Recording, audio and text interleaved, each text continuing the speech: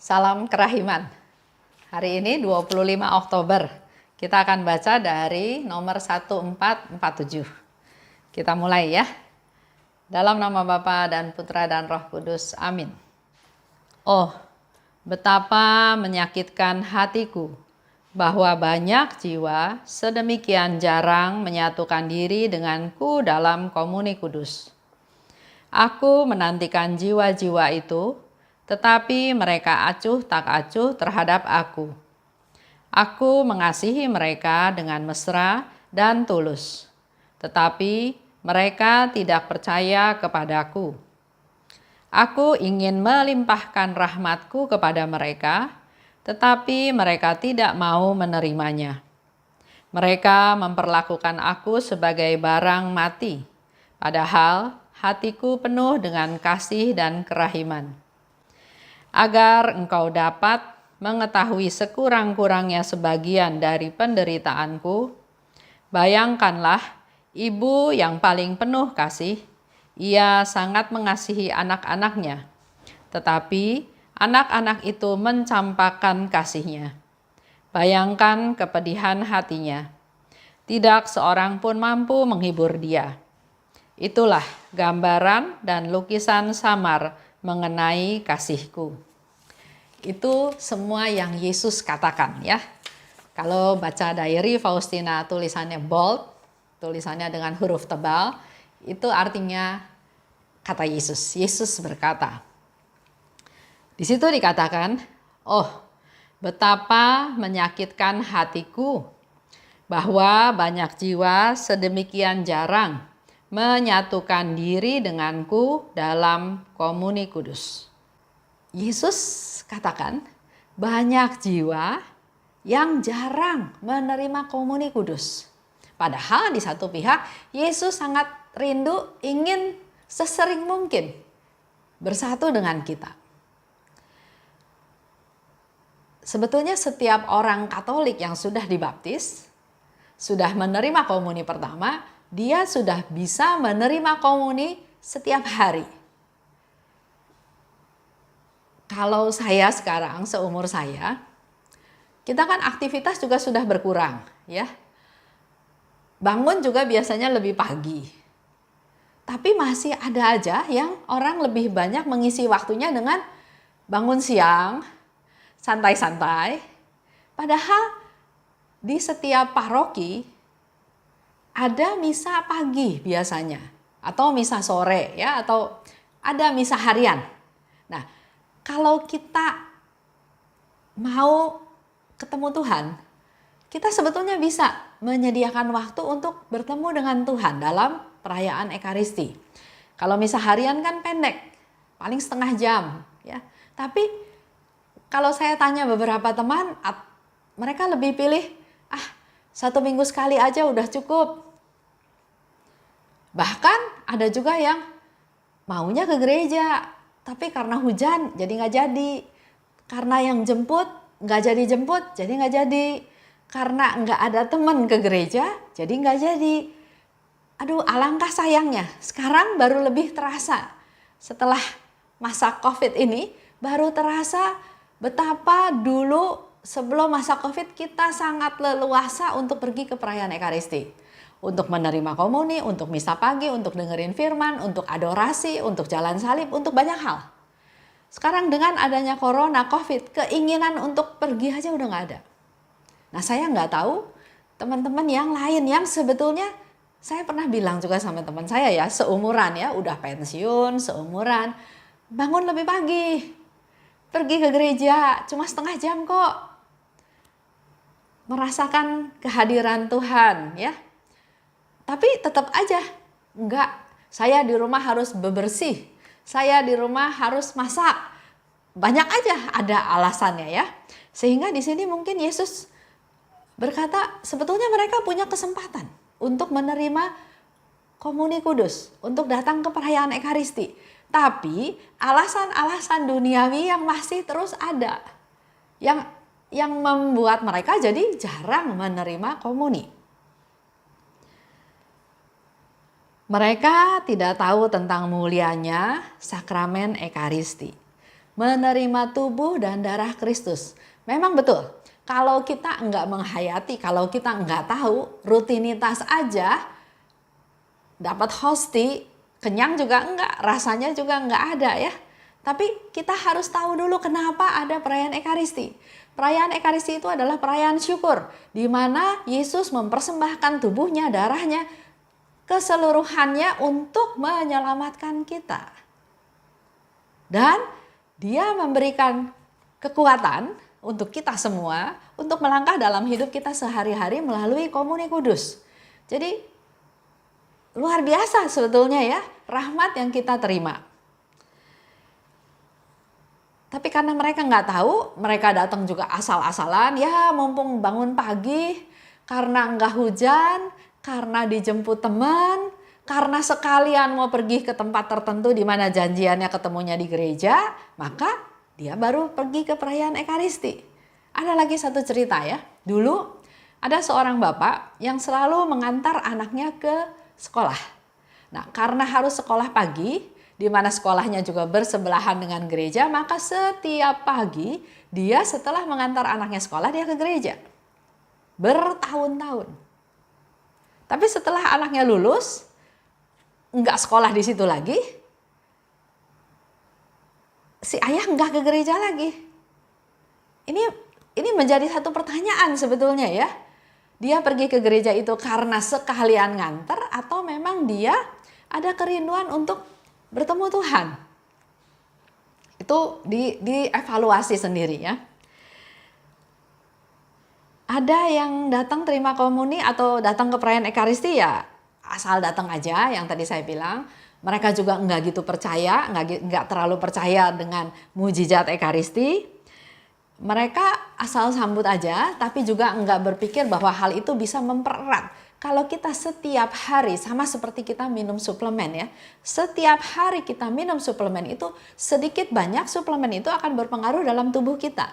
Begitu pula kalau kita menerima komuni, menerima tubuh Kristus, mendengarkan firman Tuhan, harusnya progres hidup kita juga berubah. Dalam hari ini, dalam pengajaran hari ini, Yesus mau katakan bahwa aku sudi datang ke dalam jiwa-jiwa. Sudi menjadi makanan rohani dan makanan fisik. Ya. Makanan hosti itu betul-betul menjadi makanan.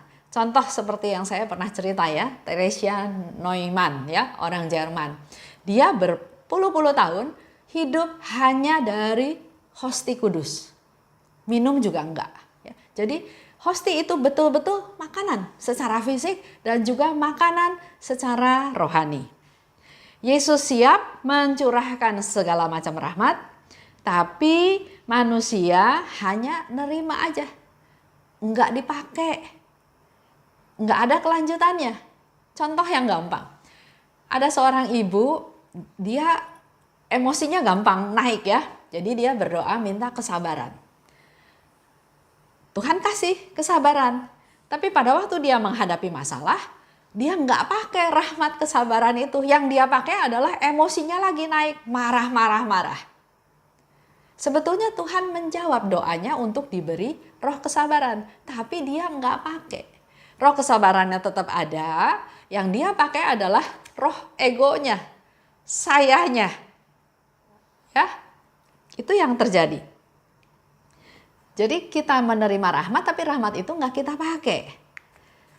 Kita nggak membuka diri, kita nggak bersyukur, kita nggak memuliakan Tuhan, bahkan kita juga nggak minta Tuhan datang lagi. Karena fokusnya adalah saya, sehingga kita nggak menerima manfaat daripada menerima komuni tersebut. Yesus katakan lebih lanjut, aku menanti-nantikan jiwa itu, tapi mereka acuh tak acuh terhadap aku. Kalau menurut saya, Tuhan Yesus pasti menggerakkan hati nurani kita masing-masing. Ada keinginan untuk pergi ke perayaan Ekaristi, ada keinginan untuk pergi ke gereja untuk menerima komuni. Tapi sering keinginan tersebut akhirnya ketimpa dengan banyak hal. nggak usah lah, nggak usah suci, nanti seminggu aja, hari Minggu aja pergi ke gerejanya terima komuni. Ada banyak alasan yang membuat panggilan Tuhan itu menjadi kita nggak peka lagi, jadi kita jadi tumpul. Padahal Tuhan di sini katakan, aku menantikan jiwa-jiwa itu, dan Tuhan menggerakkan hati nurani kita untuk datang. Tapi karena kita lebih fokus pada pikiran duniawi, kita jadi nggak peka. Karena kepekaan itu nggak dipelihara, lama-lama malahan jadi tumpul. Makin lama makin nggak bisa dengar suara Tuhan, nggak bisa dengar panggilan Tuhan. Contoh, kalau kita sedang mengalami suatu masalah, ya, ada keinginan atau ada kerinduan ingin pergi ke gereja. Itu juga menjadi salah satu cara Tuhan panggil kita, ya. Saya pernah baca di Alkitab, juga di diary, bahwa Tuhan itu bisa memakai berbagai cara untuk memanggil kita. Jadi Bapak Ibu harap peka. Kalau ada sedikit aja niat, ajakan, laksanakan. Jangan ragu-ragu. Karena ketemu Tuhan itu nggak ada sesuatu yang jelek, pasti baik. Tuhan itu penyelamat kita, sumber rahmat, sumber pengampunan, Tuhan yang maha kuasa, Tuhan yang tahu segalanya, Tuhan yang lebih besar dari segalanya. Jadi nggak mungkin kita nggak mengalami sukacita kalau ketemu sama Tuhan. Nah, tadi ya Yesus katakan mereka acuh tak acuh. Ya terima boleh, nggak terima boleh ya. Karena mereka nggak tahu maknanya.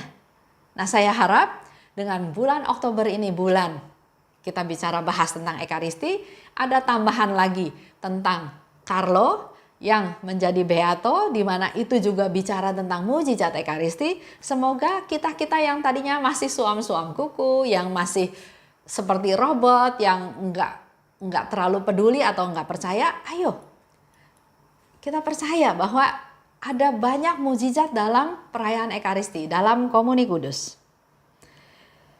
Yesus memberikan tubuhnya, ya, dia memberikan dirinya, dia memberikan kasihnya melalui perayaan Ekaristi tersebut.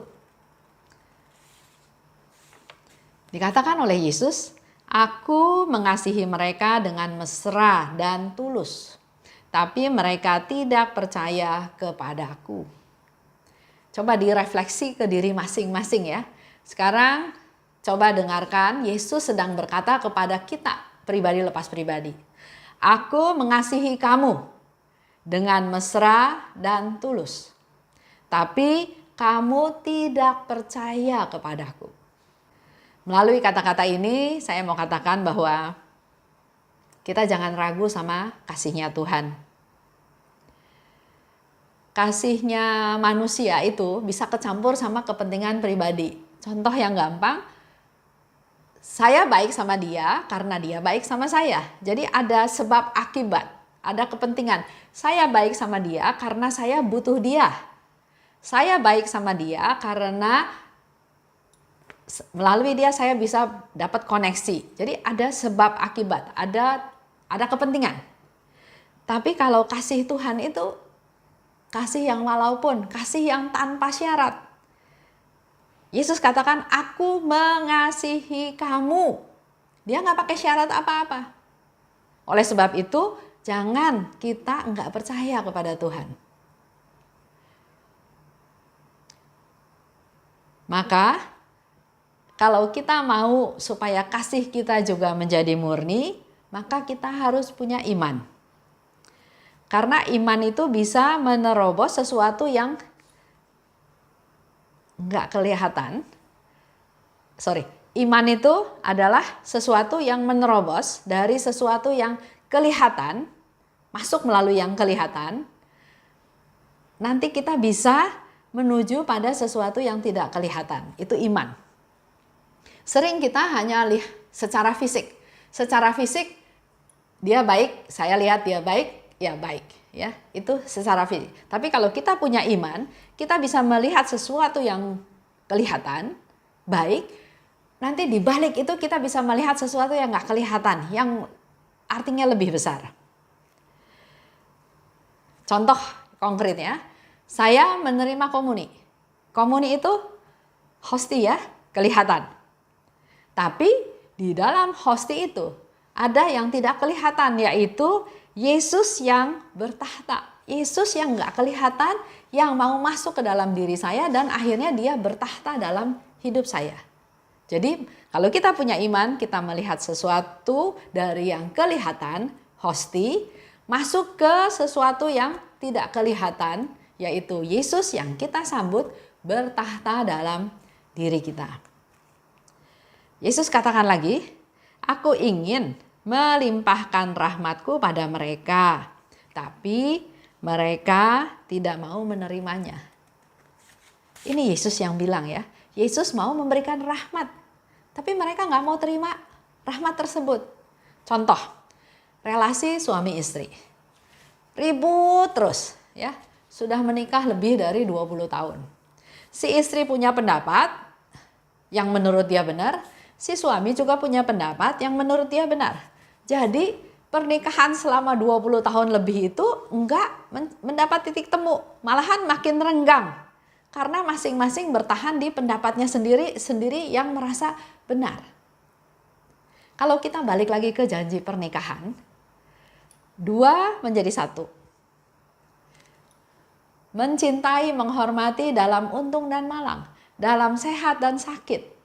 Saling mengasihi, saling menghargai, saling mengampuni, saling menolong. Nah, Tuhan mau memberikan rahmat kepada dua orang ini dengan memberikan rahmat kesabaran. Si istri diberi rahmat kesabaran supaya dia melihat suaminya yang begini, dia pakai rahmat kesabaran itu untuk nahan diri, untuk nggak berantem, untuk belajar menerima. Mungkin si suami juga dikasih rahmat sama Tuhan untuk bisa melihat si istri itu memang ya bisanya segitu, menerima apa adanya. Jadi nggak berharap istri itu harus seperti apa yang dia pikirkan. Jadi Tuhan menghendaki kita bersatu. Pasti dia juga memberikan rahmat-rahmat tersebut. Cuma kembali lagi yang Yesus katakan, aku memberikan banyak rahmat, tapi mereka nggak mau terima. Saya kasih rahmat kesabaran, nggak bisa Tuhan. Saya betul, dia salah. Dia yang harus minta maaf sama saya. Jadi rahmat kesabaran yang Tuhan kasih nggak dipakai. Atau diberi rahmat untuk bisa menerima apa adanya. Menyangkal diri, nggak bisa Tuhan. Saya mau istri saya bisa ini. Rahmatnya nggak dipakai. Jadi Tuhan memberikan banyak rahmat, tapi rahmatnya nggak dipakai sehingga yang terjadi bukan persatuan, tapi adalah perpecahan. Lanjut ya. Di situ Yesus katakan lagi, agar engkau dapat mengetahui sekurang-kurangnya sebagian penderitaanku. Bayangkanlah ibu yang penuh kasih, ia sangat mengasihi anak-anaknya, tapi anak-anak itu mencampakkan kasihnya. Bayangkan kepedihan hatinya. Jadi Yesus sekarang memberikan satu contoh yang konkret betapa dia sebetulnya menderita. Betapa dia sebetulnya sedih karena sikap kita yang masa bodoh, yang acuh tak acuh, yang gak mau terima rahmatnya. Yesus memberikan contoh seorang ibu yang sangat mengasihi anaknya. Anaknya belum pulang, baru kasih kabar seminggu kemudian mau pulang, dia udah siap-siap di rumahnya beli makanan, siap masakan yang disukai oleh anaknya. Suasana hatinya sukacita karena dia mau menyambut anaknya datang, anaknya pulang. Kebutuhan dia, keperluan dia abaikan karena dia fokus, dia mau menyenangkan anaknya. Tapi waktu anaknya pulang, anaknya datang, boro-boro lihat makanan yang disiapin mamahnya. Cuma nengok sebentar, mah apa kabar, sehat? Ya udah, saya harus pergi lagi. Saya nggak nginep di rumah, saya nginepnya di hotel. Karena perusahaan menyediakan saya hotel bintang 5. Saya harus bergaul dengan orang-orang yang setara dengan saya. Ini bisnis. Mamanya kan pasti kecewa. Dia sudah mempersiapkan diri sedemikian rupa, dia sudah memasak apa yang disukai anaknya, menyiapkan apa-apa yang disukai anaknya, tapi anaknya hanya, hey, sebentar, terus sudah gitu hilang. Nah, ini yang Yesus katakan, bayangkan, pasti mamanya sedih. Saya pernah dengar satu negarawan ya, satu orang terkenal di Indonesia juga. Dia bilang dia punya anak banyak. Anaknya pintar-pintar semua, hebat-hebat semua. Dia bangga karena ternyata dia bisa punya turunan yang hebat, yang pintar-pintar, dan mereka kaya, mereka mampu semuanya.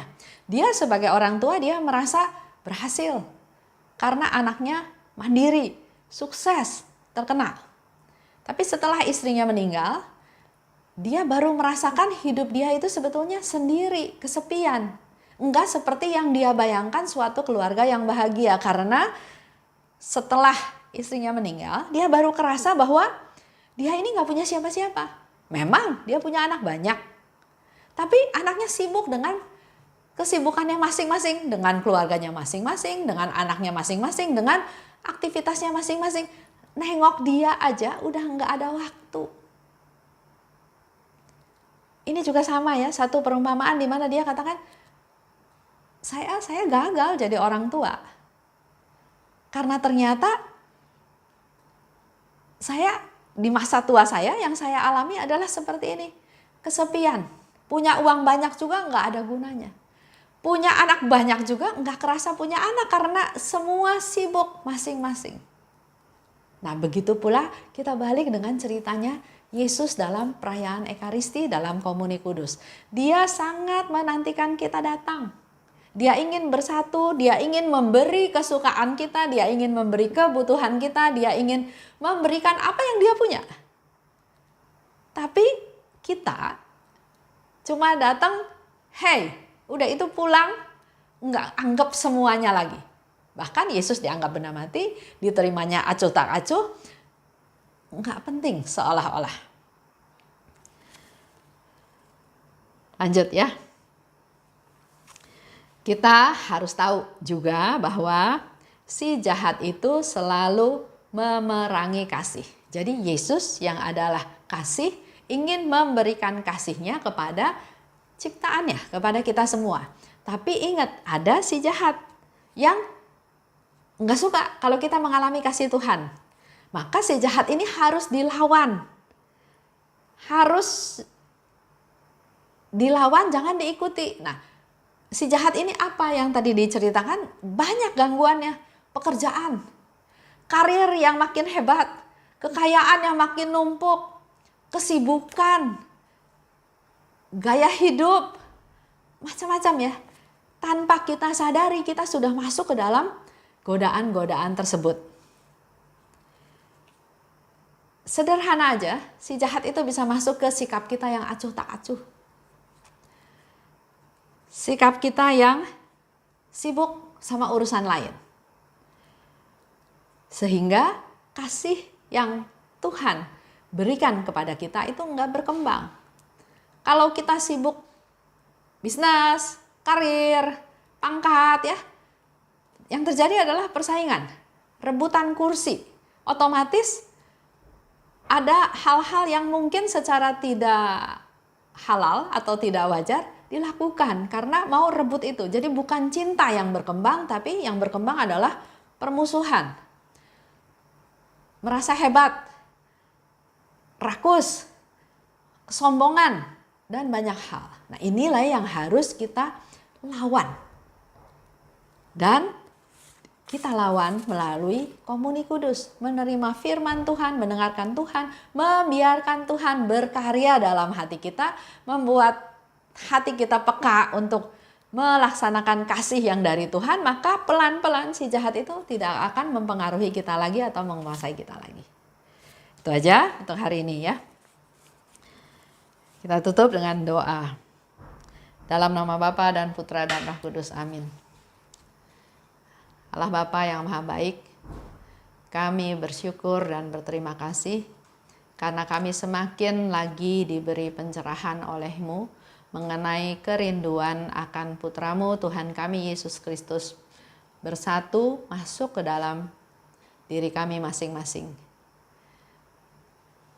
Ampuni kami bahwa kami sering acuh tak acuh, sering masa bodoh, bahkan kami lebih mengutamakan hal-hal duniawi.